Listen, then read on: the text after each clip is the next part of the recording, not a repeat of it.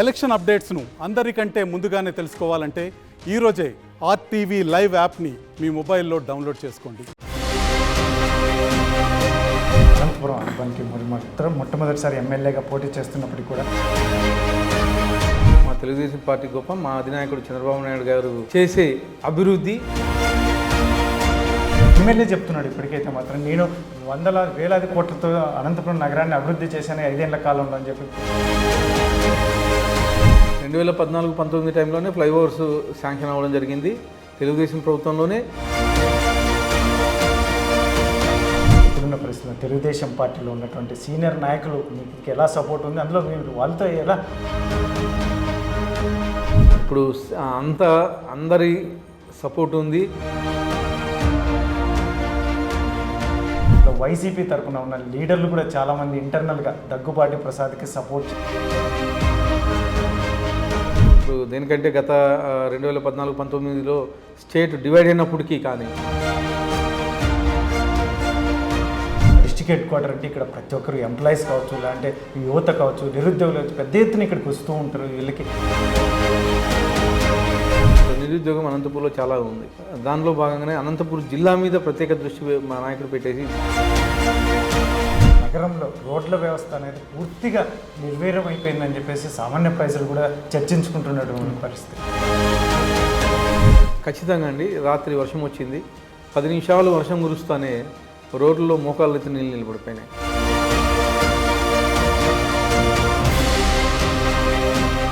ప్రచార హోరు ఎక్కడ చూసినా రాష్ట్ర వ్యాప్తంగా పెద్ద ఎత్తున చివరి అంకానికి చేరుకున్నటువంటి పరిస్థితి. అయితే అభ్యర్థులు మాత్రం వార్డులో సైతం, గ్రామాల్లో సైతం తిరుగుతున్నటువంటి పరిస్థితి. ఎండలు సైతం లెక్క చేయకుండా తిరుగుతున్నటువంటి నేపథ్యంలో అనంతపురం అభ్యర్థి దగ్గుబాటి ప్రసాద్ మొట్టమొదటిసారి ఎమ్మెల్యేగా పోటీ చేస్తున్నప్పటికీ సొంత వాడిగా మొత్తం అనంతపురం అర్బన్లో అయితే మాత్రం ఆయన కలియ తిరుగుతుంటే ప్రజలు పెద్ద ఎత్తున తండోపతండాలుగా మద్దతుగా వస్తున్నటువంటి పరిస్థితి. ఇటువంటి పరిస్థితుల్లోనే మనతో దగ్గుబాటి ప్రసాద్ ఏం చేయాలనుకుంటున్నాడు, ఆయన ప్లాన్ ఏంటి, ముఖ్యంగా అనంతపురం అర్బన్ విషయంలో అతను అభివృద్ధి అంశాలు కావచ్చు, ఇతరత్ర అంశాలు కావచ్చు, ఏమి ఆయన ప్లాన్ ఏంటి ఉంది, ఆయన మాటలోనే వినే ప్రయత్నం చేద్దాం. సార్ నమస్తే సార్. సార్ మీరు అనుకోకుండా టికెట్ లభించింది అనేది చాలామంది చెప్తారు, దీనికి ఏం చెప్తారు? దగ్గుబాటి ప్రసాద్ ఏం చెప్తారు? అనుకోకుండా ఏం కాదండి. నేను గతంలో రాప్తాడు ఎంపీపీగా పనిచేశాను 2014-19 వరకు. ఆ టైంలో పరిటాల సునీత అక్క గారు అవకాశం కల్పించారు నాకు ఎంపీపీగా చేయడానికి. ఆ టైంలో నేను అనేకమైన అభివృద్ధి కార్యక్రమాలు చేశాను. రాప్తాల్లో చేసినప్పుడు నాకు నేషనల్ లెవెల్లో బెస్ట్ ఎంపీపీ అవార్డు ఇవ్వడం జరిగింది. అలాగే పంచాయతీరాజ్ ఛాంబర్లో కానీ నేను వర్క్ చేయడం జరిగింది. పంచాయతీరాజ్ ఛాంబర్లో వర్క్ చేసినప్పుడు అక్కడగా నన్ను గుర్తించి స్టేట్ జనరల్ సెక్రటరీగా పంచాయతీరాజ్ ఛాంబర్లో చేశారు. ఈ అవకాశం మొత్తం నాకు తెలుగుదేశం పార్టీ కల్పించింది.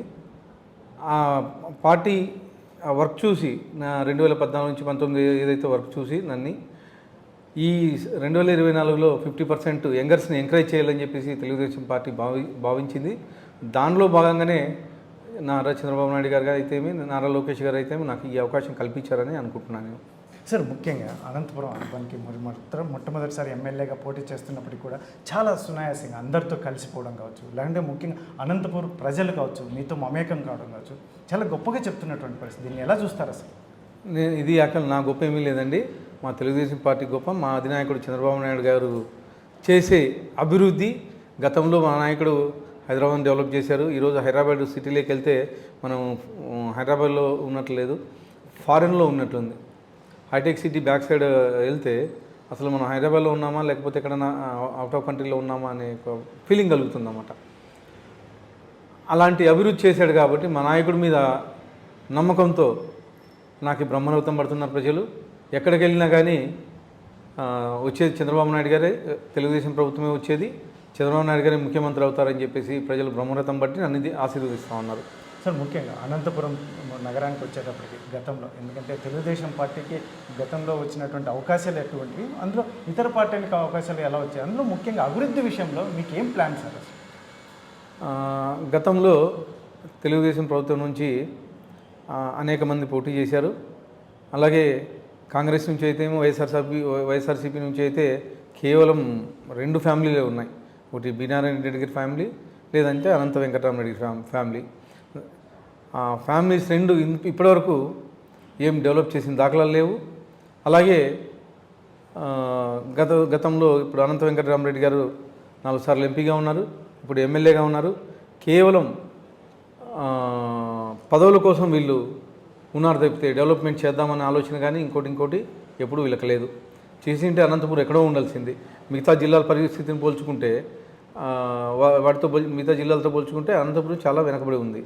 టౌన్ అయితే ఏమి ఇవన్నీ గతంలో మా తెలుగుదేశం ప్రభుత్వం ఉన్నప్పుడు 2014-19 అయితే ఏమి, అలాగే ప్రభాకర్ చౌదరి గారు మున్సిపల్ చైర్మన్గా ఉన్నప్పుడు అయితే ఏమి, ఆ డెవలప్మెంటే తప్ప అనంతపురంలో జరిగిన అభివృద్ధి ఏమీ లేదు. అంటే సార్ ఎమ్మెల్యే చెప్తున్నాడు ఇప్పటికైతే మాత్రం నేను వేలాది కోట్లతో అనంతపురం నగరాన్ని అభివృద్ధి చేశాను 5 ఏళ్ల కాలంలో అని చెప్పి, ఫ్లైఓవర్ బ్రిడ్జ్ కావచ్చు, ఇటువంటి దీని గురించి మీరేం చెప్తారు? 2014-19 టైంలోనే ఫ్లైఓవర్స్ శాంక్షన్ అవ్వడం జరిగింది. తెలుగుదేశం ప్రభుత్వంలోనే శాంక్షన్ అవ్వడం జరిగింది. కొన్ని ఫ్లైఓవర్స్ కట్టించారు. రామనగర్ ఫ్లైఓవర్ ఇవన్నీ తెలుగుదేశం ప్రభుత్వంలో నిర్మించడం జరిగింది. అలాగే ఇప్పుడు ఆ హైవే ఏదైతే ఉందో డిపిఆర్ అన్ని తెలుగుదేశం ప్రభుత్వం టైంలోనే అయింది, శాంక్షన్ అదే టైంలో అయింది. దాని తర్వాత వైఎస్ఆర్సీపీ గవర్నమెంట్ వచ్చిన తర్వాత దాన్ని కన్స్ట్రక్ట్ చేయడం జరిగింది. కాకపోతే డిపిఆర్లు కానీ తర్వాత శాంక్షన్లు కానీ అన్నీ తెలుగుదేశం ప్రభుత్వంలోనే మా నాయకుడు నారా చంద్రబాబు నాయుడు గారే ఫండ్స్ ఇవ్వడం జరిగింది. సార్ మొత్తం మీద అయితే మాత్రం ఇప్పటికిప్పుడు దగ్గుబాటి ప్రసాద్ నైట్కి ఎమ్మెల్యేగా గెలవబోతున్నాడు అని చెప్పేసి మీ నాయకులు, మీ శిష్యుడు మొత్తం పెద్ద ఎత్తున చెప్తున్నటువంటి పరిస్థితి ఎలా ఉంది సార్? యాక్షన్ ప్లాన్ ఎలా ఉంది? గ్రౌండ్ లెవెల్ ఎలా ఉంది? యాక్షన్ ప్లాన్ ఒక పద్ధతిగా వెళ్తున్నాం. మా నాయకుడు సపోర్ట్తో మా నాయకుడు డెవలప్మెంట్ చేస్తాడని చెప్పేసి ప్రజలు నమ్మకం ఉంచారు కాబట్టి ఒక పద్ధతి ప్రకారం వెళ్తున్నాం మేము. ఆ పద్ధతిలో కనీసం భారీ మెజారిటీతో మేమైతే గెలవాలని చెప్పేసి నేను ఆలోచనలో ఉన్నాం. అలాగే ఇవి కాకోకుండా అనంతపూర్లో చాలా డెవలప్మెంట్ చేసిన పనులు ఉన్నాయన్నమాట. నేను గత నెల రోజుల నుంచి నేను తిరుగుతూ ఉంటే చెప్తా ఉన్నారు, ఇక్కడ ప్రాబ్లం ఉంది, అక్కడ ప్రాబ్లం ఉంది, అక్కడ ప్రాబ్లం ఉంది. మేజర్ సమస్యలు అండర్ గ్రౌండ్ డ్రైనేజ్. గత 5 ఏళ్ళ కాలంలో కనీసం వర్క్ మొదలుపెట్టింది లేదు. లాస్ట్ టైం అనంత వెంకటరామరెడ్డి గారు అడిగినప్పుడు ఎమ్మెల్యేగా క్యాన్వాసింగ్ చేసినప్పుడు లాస్ట్ ఎలక్షన్ టైంలో నేను అండర్ గ్రౌండ్ డ్రైనేజ్ తేకపోతే నెక్స్ట్ ఎమ్మెల్యేగా నిలబడనని చెప్పేసి ఒక పబ్లిక్ మెసేజ్ ఇచ్చాడు. కానీ ఈరోజు అదే మొహం పెట్టుకొని ఎలా అడుగుతున్నాడో కానీ వెంకటరామరెడ్డికే తెలియాలి. అలాగే డంపింగ్ యార్డ్ ఆల్మోస్ట్ అనంతపూర్ నడి బొడ్డున ఉన్నట్లుంది. దాదాపు 26 కోట్ల అవినీతి జరిగిందని చెప్పేసి వాళ్ళ కార్పొరేటర్లే చెప్తా ఉన్నారు. దాన్ని కార్పొరేషన్లో కానీ కార్పొరేటర్లో కొట్టుకునే పరిస్థితి డంపింగ్ యార్డ్. మరి దాన్ని కానీ ఎందుకు షిఫ్ట్ చేయలేదో, మరి వాళ్ళకి కల్పవృక్షం మాత్రం ఉంది ఆ డంపింగ్ యార్డు, దాన్ని షిఫ్ట్ చేయలేదని చెప్పేసి తెలియజేస్తానని. అలాగే నా విజను అనంతపూర్ని స్మార్ట్ సిటీ చేయాలని, అలాగే ఔటర్ రింగ్ రోడ్డు ఒకటి తీసుకొచ్చేసి అనంతపూర్ని మొత్తం డెవలప్ చేయాలని చెప్పేసి ఆలోచిస్తూ ఉన్నాం.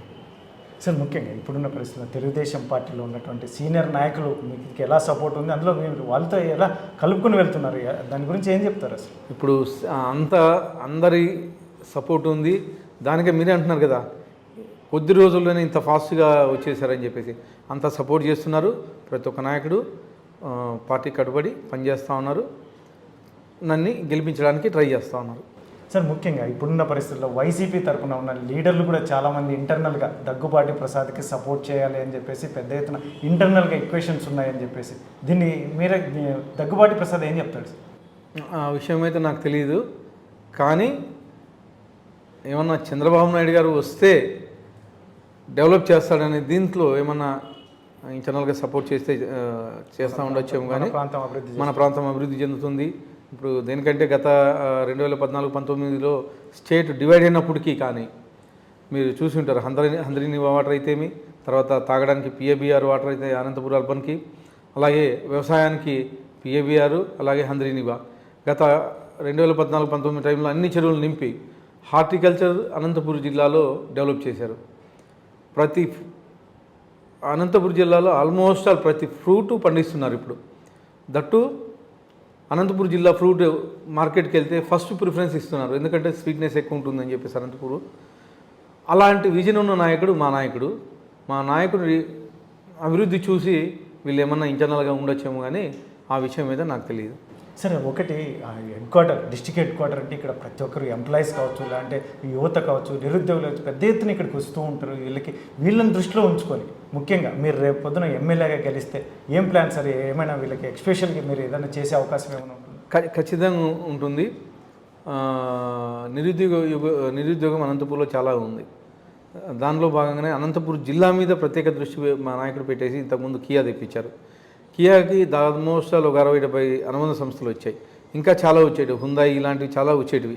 కానీ గవర్నమెంట్ మారిన తర్వాత జగన్మోహన్ రెడ్డి అక్కడ ఉండే ఎంపీ వాళ్ళు బెదిరించేసి కియా వాళ్ళని ఆ వచ్చే కంపెనీలు రాకోకుండా, అనుబంధ సంస్థలు రాకోకుండా వెనక్కి పంపించారు.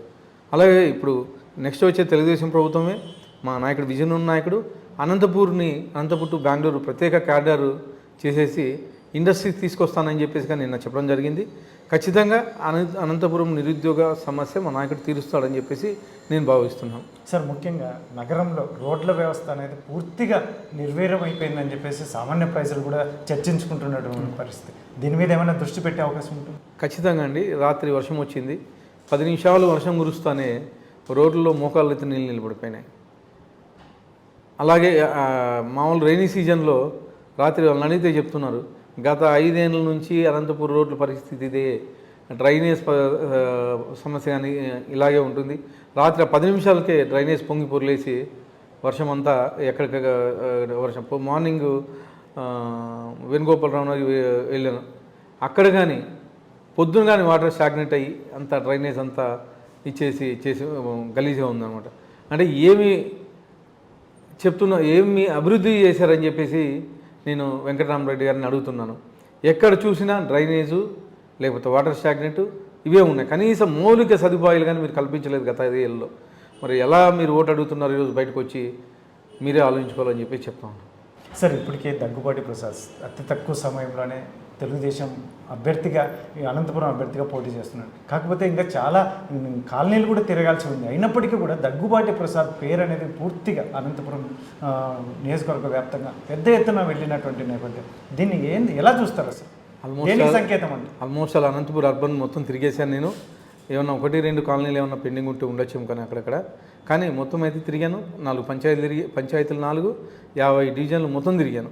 ఏదన్నా 1-2 మిగిలిపోతే ఇంకా 2 days టైం ఉంది కదా, వెళ్ళి ఖచ్చితంగా తిరిగి అనంతపూరు ప్రజలకి నేను అభివృద్ధి చేస్తానని చెప్పేసి చెప్తాను. సార్, ముఖ్యంగా ఇప్పుడున్న పరిస్థితుల్లో ఈరోజు పోస్టల్ బ్యాలెట్ మీద పెద్ద ఎత్తున చర్చ జరుగుతుంది.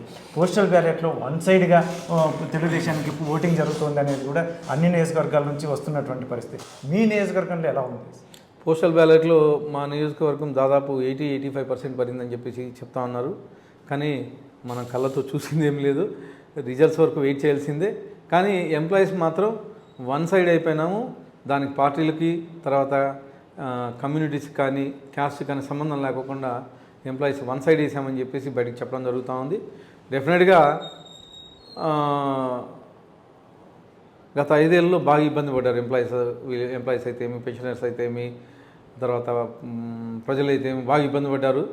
అది ఆ కష్టాన్ని అనుభవించారు కాబట్టి ఈరోజు మా నాయకుడు చంద్రబాబు నాయుడు గారు ముఖ్యమంత్రి కావాలని చెప్పేసి కోరుకుంటున్నారు. ఖచ్చితంగా ఉద్యోగులంతా తెలుగుదేశంకే వేసించారేమో అనుకుంటున్నాను నేను. సార్, ఫైనల్గా సార్ ఇప్పుడు నియోజకవర్గ ప్రజలకు కావచ్చు, అంటే ఆర్టీవీ ప్రేక్షకులు కానీ ఏం చెప్తారు సార్? నాకు ఒక అవకాశం ఇవ్వండి. తెలుగుదేశం ప్రభుత్వం ఏర్పాటు చేసిన తర్వాత అనంతపురం అభివృద్ధి అంటే ఏంటో నేను చూపిస్తాను. మీరు ఇంతకుముందు కానీ అందరికీ అవకాశం ఇచ్చారు. అనంతపురం ప్రజలు చాలా తెలివైన వాళ్ళు, ఖచ్చితంగా అభివృద్ధిని కోరుకుంటున్నారు అనుకుంటున్నాను. నాకు ఒక అవకాశం ఇస్తే అనంతపురం అభివృద్ధి అంటే ఏంటో నేను చేసి చూపిస్తా. దగ్గుబాటి ప్రసాద్ మార్కుని పెడతా అనంతపురంలో. ఇది మొత్తం మీద అయితే మాత్రం అనంతపురం అర్బన్ తెలుగుదేశం అభ్యర్థి దగ్గుబాటి ప్రసాద్ ధీమా వ్యక్తం చేస్తున్నటువంటి పరిస్థితి. ముఖ్యంగా ఏదైతే ఉందో తెలుగుదేశం నాయకుడు చంద్రబాబు నాయుడు చేసినటువంటి అభివృద్ధి గత 5 ఏళ్లలో జగన్మోహన్ రెడ్డి పూర్తిగా అన్ని సెక్టార్లను నిర్వీర్యం చేశాడు. ఇటువంటి పరిస్థితుల్లోనే తెలుగుదేశం పార్టీ వైపున ప్రజలు పెద్ద ఎత్తున ఆలోచిస్తున్నారు. ఇటువంటి పరిస్థితుల్లోనే నేను అతి తక్కువ సమయంలో వచ్చినప్పటికీ కూడా పెద్ద ఎత్తున ప్రజల వైపు నుంచి మద్దతు లభిస్తుంది ఒకవైపు. అంతేకాకుండా రాష్ట్ర వ్యాప్తంగా కూడా సీట్లను కూడా అధికంగా గెలవబోతున్నాం. అందులో ముఖ్యంగా గెలుపు నాకు ఖచ్చితంగా ఇక్కడ అధిక మెజార్టీతో నేను గెలవబోతున్నానని ఒకవైపు చెప్తూనే మరోవైపు ముఖ్యంగా అనంతపురం ప్రజలు నాకు అవకాశం ఇవ్వాలి. ఎందుకంటే ఖచ్చితంగా నేను అభివృద్ధి చేయడానికి వచ్చాను. నాకు రాజకీయాల్లో సంపాదించుకోవడానికి నేను రాలేదు. ఖచ్చితంగా ఇప్పటికే నాకు దేవుడు ఇవ్వాల్సినంత ఇచ్చాడు. కానీ నేను అభివృద్ధి ముఖ్యంగా అనంతపురం డిస్టిక్ హెడ్ క్వార్టర్లో నిరుద్యోగులు కావచ్చు, ఎంప్లాయీస్ కావచ్చు, ఇట్లా చాలామంది ఉంటారు. ఇక్కడ రోడ్ల వ్యవస్థ కావచ్చు, అనేక మురుగునీరు ఇవన్నీ వ్యవస్థలన్నీ పూర్తిగా నిర్వీర్యమే. ఇటువంటి పరిస్థితుల్లో నాకు అనంతపురం అర్బన్ నియోజకవర్గ ప్రజలు అవకాశం ఇస్తే మాత్రం అభివృద్ధి ఏంటి అనేది చూపిస్తాను అని చెప్పి దగ్గుపాటి ప్రసాద్ ధీమా వ్యక్తం చేస్తున్నటువంటి పరిస్థితి. మరిన్ని వీడియోస్ కోసం ఛానల్ ని సబ్స్క్రైబ్ చేయండి. లేటెస్ట్ అప్డేట్స్ కోసం వాట్సాప్ ఛానల్ ని ఫాలో చేయండి. అండ్ లింక్ డిస్క్రిప్షన్ లో ఉంది.